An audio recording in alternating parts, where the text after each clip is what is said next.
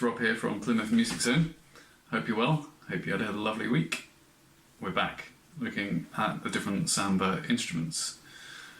This week we are looking at the Agogo, which is a double bell, and you normally hold it and there's like a U-shaped piece of metal connecting the low and high bells, and then you strike it. I don't have an Agogo bell here, so I'm going to improvise today with some milk bottles. One has got water in it and the other one does not, and that way when you strike them you get two different tones.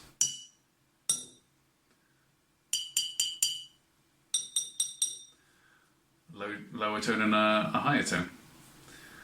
So I'm sure you can think of something to use, something to improvise with, two different objects that make two different pitches of sound.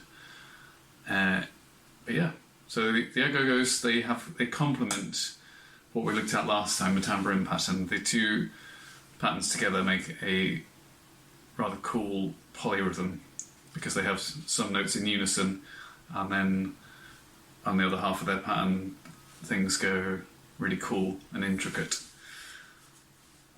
So it's just like last time, we have a mnemonic to learn, a way of remembering what this pattern is, and the mnemonic is, and I would like a cup of tea. And it goes low, low, high, high, low, low, high, high, and I would like a cup of tea, and I would like a cup of tea, low, low, high, high, low, low, high, high, low, low, high, high, low, low, high, high, and I would like a cup of tea, and I would like a cup of tea. It's another pattern that goes over 2 bars, so you have to start in the right place compared to the tambourine. But when you send me your videos and audio recordings, had a few more in recently, which is great. But when you send them to me, I can obviously make it work the right way around. But if you were playing in a group, you'd want to be making sure that you knew which half to start on. But yeah, so the and before and I would like a cup of tea, and that is before the pulse. So you've got the pulse going along. I'll just use the metronome again. That's how it starts. So you're going 1, 2, 1, 2. That second note is on the beat, and I is on the beat. And then the rest of the pattern. So it's the same relationship of the next 2 notes, isn't it?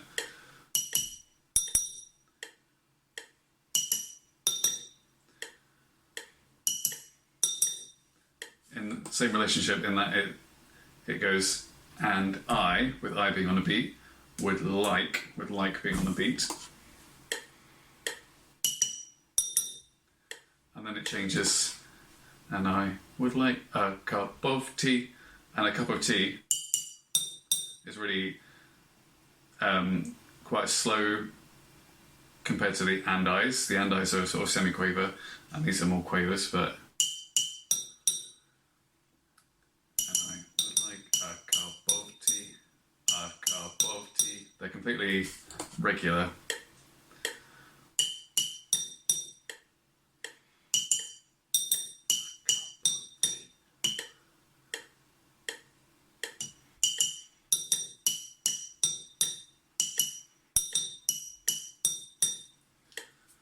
So just notice there, this way breaking it down really makes you think about it.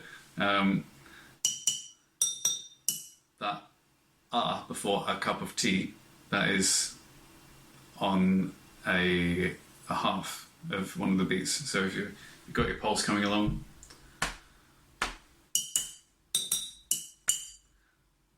and a cup is what that is. So the A of a cup falls before the beat, and then cup is on. So in fact, what have we got here? We've got and I, where the and is before the beat, and then the I is on. Would like, where would is before the beat.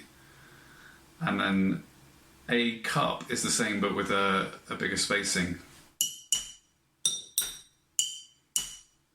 How interesting, I never noticed that before. Anyway, and I would like a cup of tea. That's all there is to it. And then making sure you loop back into the right place. It's just a matter of staying aware of that pulse that you'll have going and making sure that you anticipate it in the way that we've been talking about. So we were talking about how and I falls before the beat. So keep listening to that pulse as you play. And then at the end, that's where you need to be tuned in to know and feel that you're going to anticipate the beat again, like this.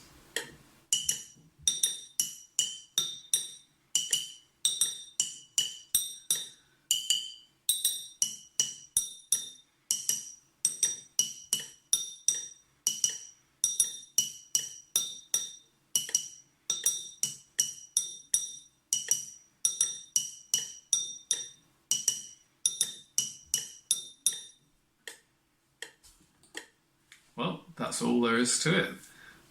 Looking forward to seeing what you send in. We've got lots more instruments to cover, so please don't feel pressured in submitting stuff to me if you want to be part of our big collective remote Samba.